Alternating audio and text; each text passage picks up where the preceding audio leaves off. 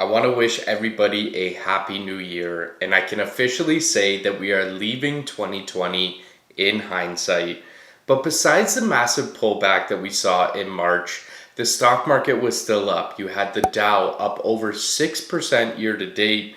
The S&P in turn did 16% in gains, but the real winner was the Nasdaq. That was up over 42% year to date. In this video, we are going to talk about the underlying factors that are driving the market and what these top market analysts are expecting for the year 2021. Nick here from Ways of Wealth. Thank you for tuning in. I appreciate your support. It's a brand new year, and I'm looking to provide you with some valuable content.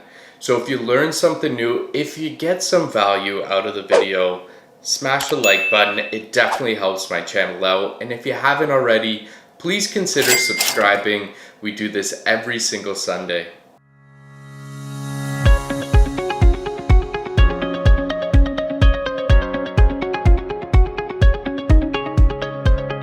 Don't fight the Fed is bull case number one. And with the Biden government coming into play this brand new year, more quantitative easing is definitely possible down the line. And you have these income seekers, the ones that have the portfolio to pay for their everyday life. They can't get the yield that they need from bonds, so this will actually push them into equities. We've already seen this trend start, but they're moving from bonds into dividend paying stocks. This trend will continue for a few years. You've had the Fed come out and say that they will leave interest rates unchanged until 2023. And frankly, it would cause a catastrophe if they were thinking about raising the interest rates anytime soon.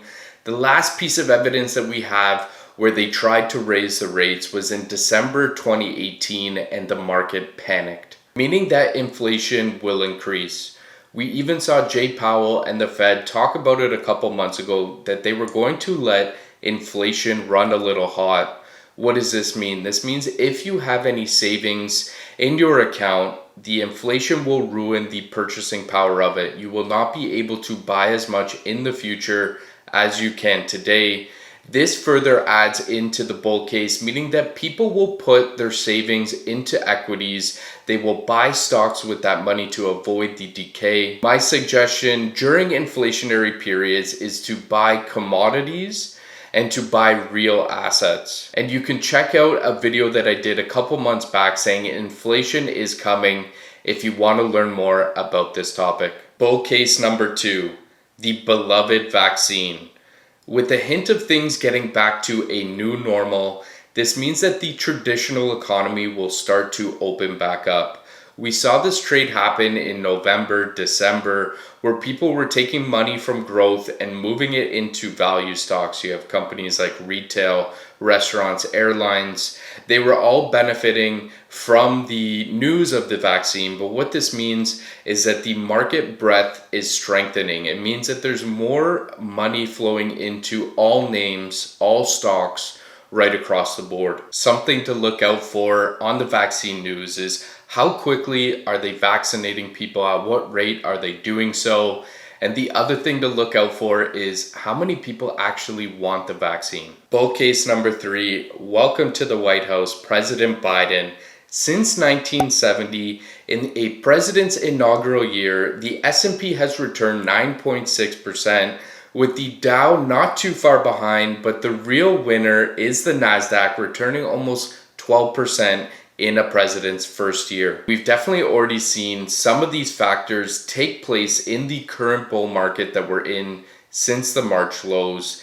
And it's definitely one of the strongest bull markets that we've seen in 120 years. The strongest was 1932, when the economy and stock market was crushed after the Great Depression. But let's see what the Wall Street experts are expecting from the S&P in 2021. You have the average price target coming in at 4,056. This represents an 8.3% upside from close in 2020. And then you have banks like Bank of America, Merrill Lynch, and Citibank.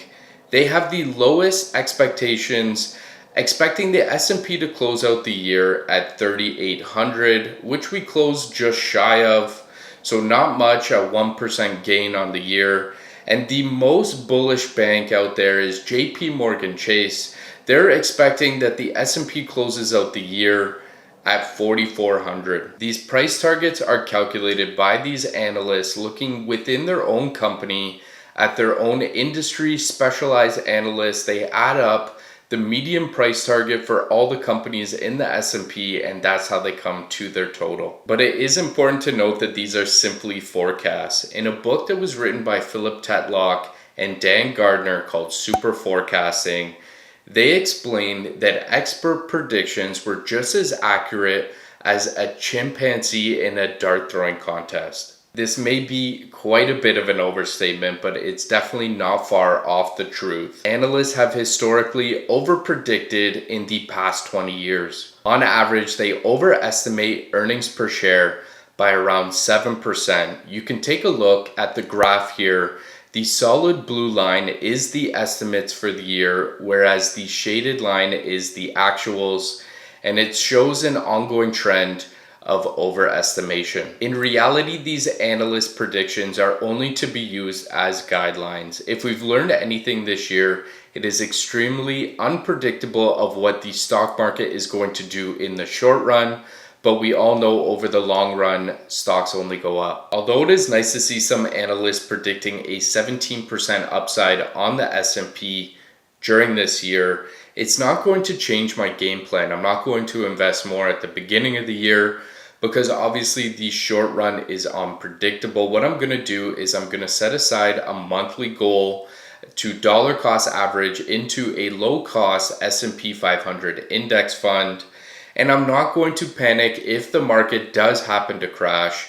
If anything, if I see it down over 20%, I'm going to consider it as if the market is on sale. Thank you for tuning in. That wraps up this week's episode. Again, I appreciate your support.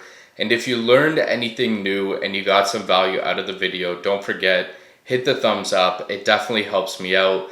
And if you haven't already and you enjoyed the content and you're still here, hit that subscribe button. Turn that notification bell on. We do this every single Sunday. I hope everybody has the best 2021. Thank you again for tuning in. Have a great week on the markets. Happy trading.